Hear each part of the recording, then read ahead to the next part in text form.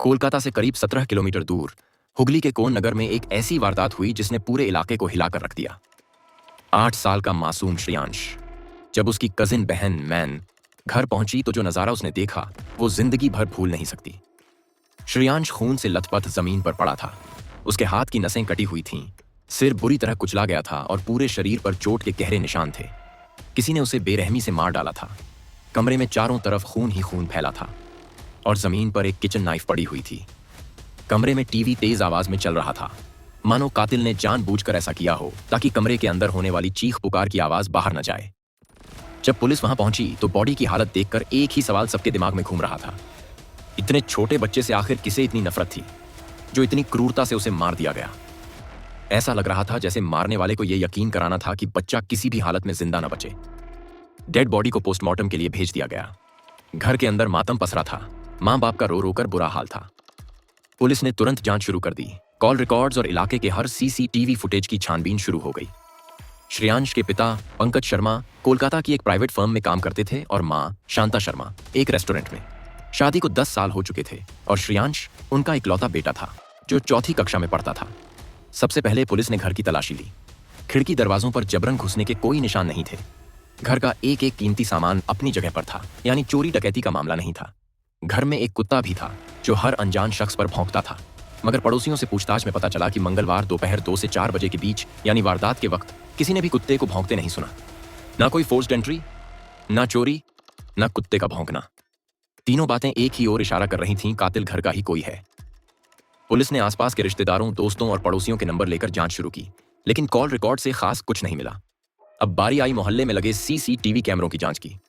Police देखना चाहती थी कि 2 से 4 बजे के बीच वहां से कौन कौन गुजरा था।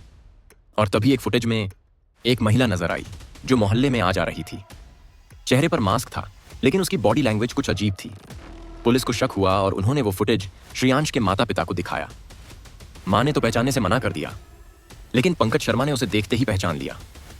वो महिला जिसे सीसीटीवी फुटेज में देखा गया था वो कोई और नहीं बल्कि शांता की करीबी दोस्त इशरत परवीन थी। इशरत का अक्सर उनके घर आना जाना था और श्रेयांश उसे प्यार से मौसी बुलाता था। पुलिस को शक हुआ कहीं पंकज और इशरत के बीच कोई अफेयर तो नहीं, लेकिन जब पंकज की कॉल डिटेल्स निकाली गईं तो उसमें ऐसा कुछ भी नहीं था जो अफेयर की तरफ इशारा करे। फिर बारी आई इशरत की CDR यानी कॉल डिटेल्स की, और यहीं से कहानी ने करवट ली। मर्डर वाले दिन दोपहर 1 बजे से लेकर रात 8 बजे तक यानी पूरे 7 घंटे इशरत का फोन स्विच ऑफ था।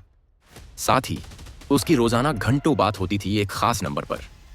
देर रात 10 बजे तक लंबी बातें। पुलिस ने जब वो नंबर चेक किया तो उनके होश उड़ गए। वो नंबर किसी और का नहीं बल्कि श्रेयांश की मां शांता का था। जी हां, शांता और इशरत रोज घंटों बातें करते थे। दोनों एक दूसरे के घर आते जाते थे। सबको लगता था ये बस अच्छी दोस्त हैं। श्रेयांश भी उसे अपनी मौसी बुलाता था।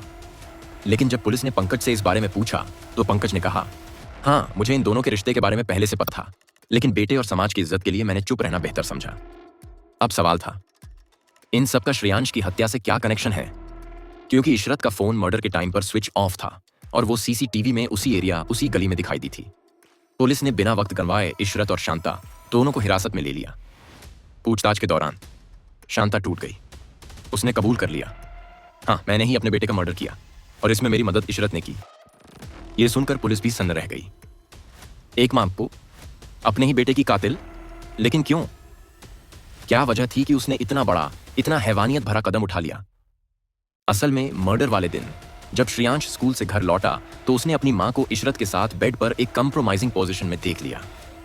शांता अपनी गर्लफ्रेंड इशरत के साथ फिजिकल रिलेशन में इतनी खोई हुई थी कि उसे यह भी ध्यान नहीं रहा कि दरवाजा बंद है या नहीं, या बेटा स्कूल से आने ही वाला है। सोचिए, 8 साल के एक बच्चे पर यह नजारा देखकर क्या बीतती होगी। वो समझ गया कि यह सब गलत है, लेकिन किससे कहे? मां को यूं देखकर उसका मन गुस्से, दुख और उलझन से भर गया। इसके बाद से वो अपनी मां से नाराज रहने लगा, उससे झगड़ने लगा।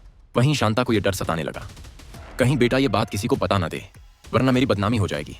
और फिर उसने अपने रिश्ते, अपनी मां होने की सारी हदें लांघ दी।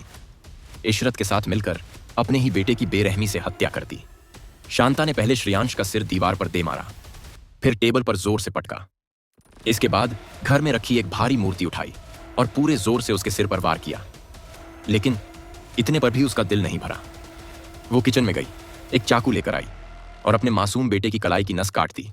वो उसके सामने खड़ी इंतजार करती रही जब तक उसने दम नहीं तोड़ दिया।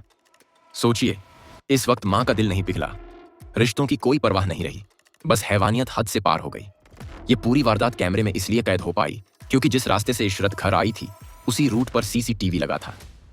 शांता दूसरी तरफ से निकली थी और वहां कोई कैमरा नहीं था, इसलिए वो फुटेज में नहीं दिखी। पुलिस के मुताबिक इस केस को सॉल्व करने में सबसे बड़ा क्लू था कुत्ते का ना भौंकना। यहीं से उन्हें समझ आ गया कि घर में कोई अजनबी नहीं आया, ये काम अंदर के किसी अपने का है।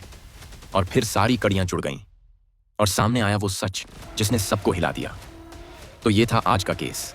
इस केस ने एक बार फिर हमें यह सोचने पर मजबूर कर दिया कि हमारे आसपास क्या छिपा हो सकता है। अगर आपको यह केस इंटरेस्टिंग लगा हो तो वीडियो को जरूर लाइक करें, कमेंट करके बताएं कि आप इस मामले को लेकर क्या सोचते हैं।